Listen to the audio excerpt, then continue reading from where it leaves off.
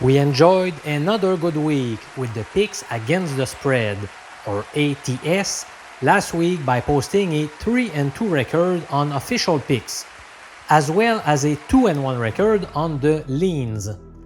Through the first 11 weeks of the 2021 NFL season, our record now sits at 24-14-1, a 63% success rate.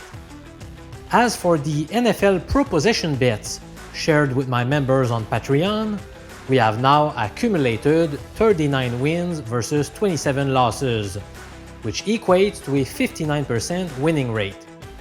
In other words, we are clearly enjoying a very lucrative NFL season. My name is Professor MJ, and I'm a university statistics professor from Quebec City in Canada. Buckle up for my top 3 NFL picks for week number 12. I may only have 3 good value wagers this week, but I like them all pretty good since they are all rated 3 stars out of 5 or better. In this video, I will also provide you with 4 leans. Let's get started right now!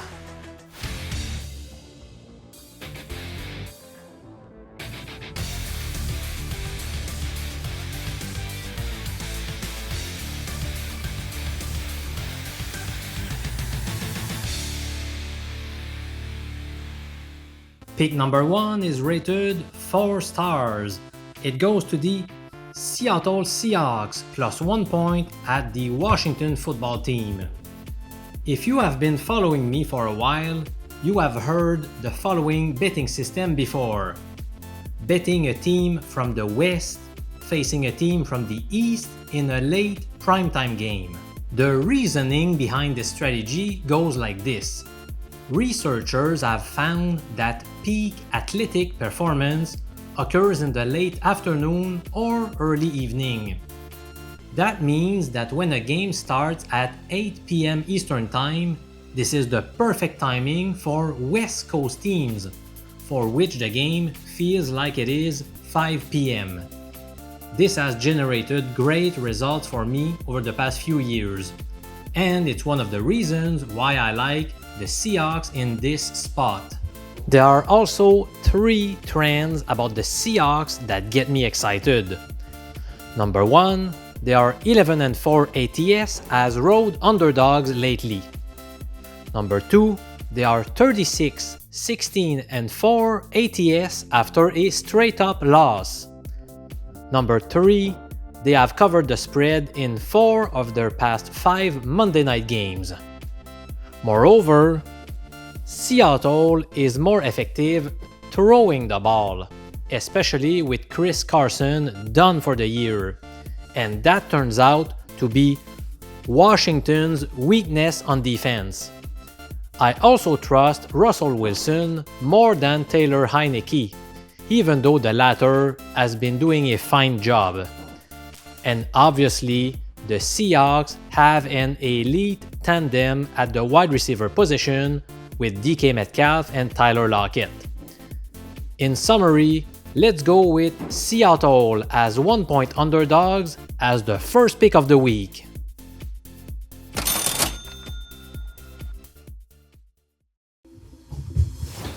Pick number 2 is rated 3 stars. It goes to the Pittsburgh Steelers plus 4.5 points at the Cincinnati Bengals. Last week, the Steelers were missing 3 huge pieces on defense: TJ Watt, Minkah Fitzpatrick, and Joe Hayden. From what I have read, Watt and Fitzpatrick have a good chance of returning. That's one of the reasons I expect this line to drop to 3.5 or perhaps even 3.0 later in the week. We are talking about a big rivalry and divisional matchup that's likely to be very tight. Personally, I would not trust the Bengals to win this meeting by 5 points or more. This outcome has much less than a 50% chance of happening, in my opinion. Pittsburgh has historically enjoyed a lot of success in Cincinnati, as evidenced by their 16-4-2 record against the spread. Also, the Steelers have been great at covering spreads as road underdogs. As a matter of fact, they hold an impressive 19-7-1 record ATS under such circumstances. Revenge for an earlier lost meeting is another factor that I like to keep track of. In this case, Pittsburgh lost 24-10 in Week 3 against those same Bengals. Another NFL betting system that I trust applies here. Betting a road underdog following a road loss. This strategy has produced a 160, 97, and 5 record ATS in recent seasons. Considering the Steelers lost in LA last week, and they are indeed viewed as road underdogs this week, that's one more argument favoring them.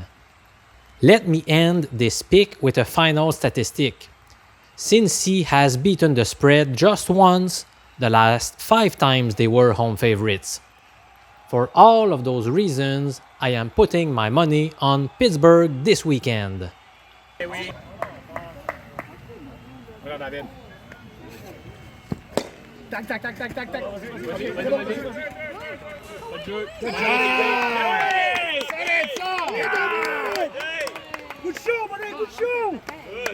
My third and final official pick this week is rated 3 stars and it goes to the Buffalo Bills minus 5.5 points at the New Orleans Saints.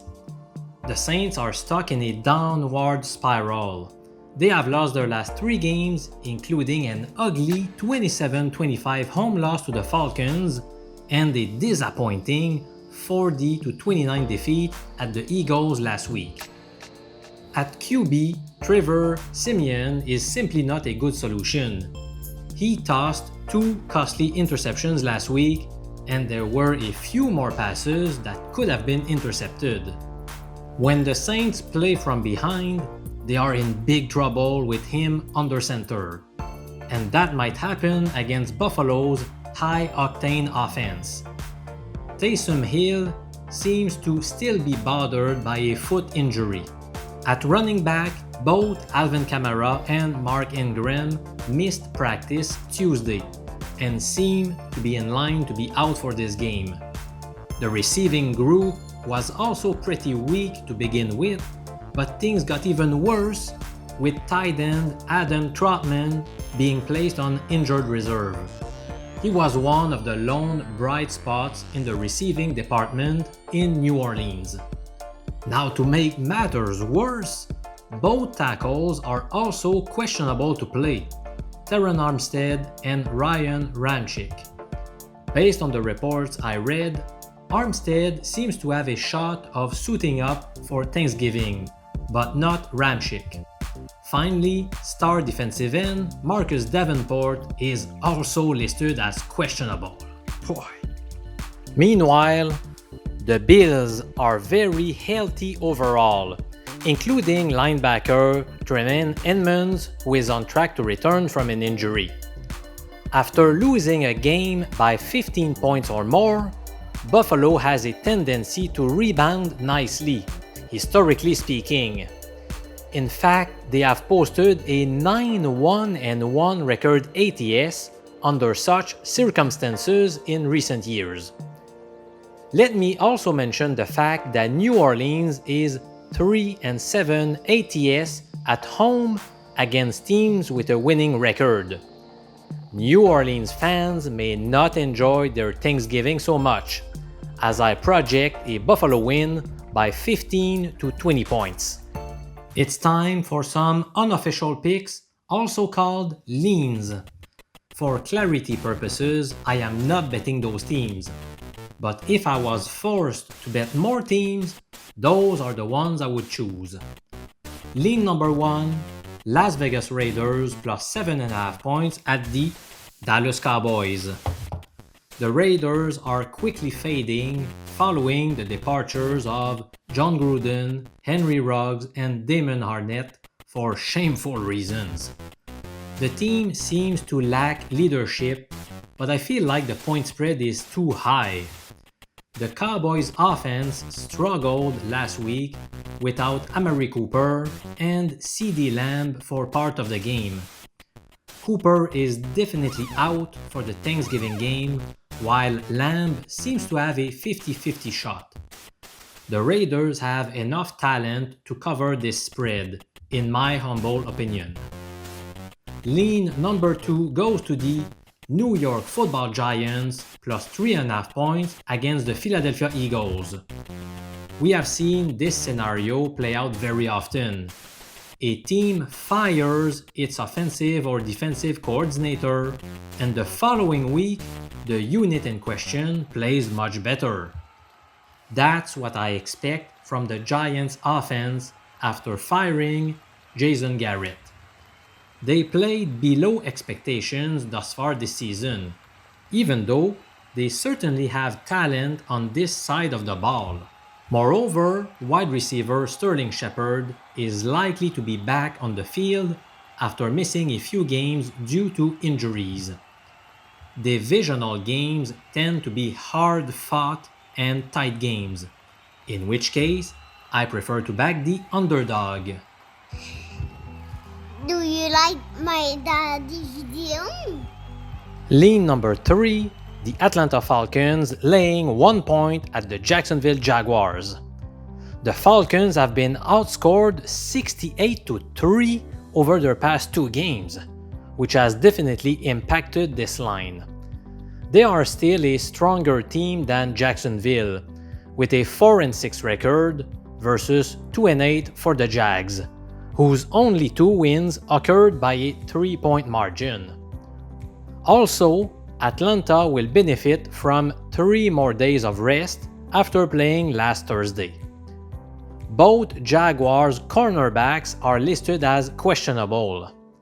The Falcons are 5-1 ATS on the road against teams with a losing record. Jacksonville is much better running the ball than passing it, but Atlanta's defense turns out to be more effective defending the run. My 4th and final lean goes to the Minnesota Vikings plus 3 points at the San Francisco 49ers. Both teams have been playing solid football, so this has the looks of a great matchup. The Vikings have covered the spread 6 of the last 8 times they were road underdogs, and they are 4-1 ATS in their last 5 meetings on grass.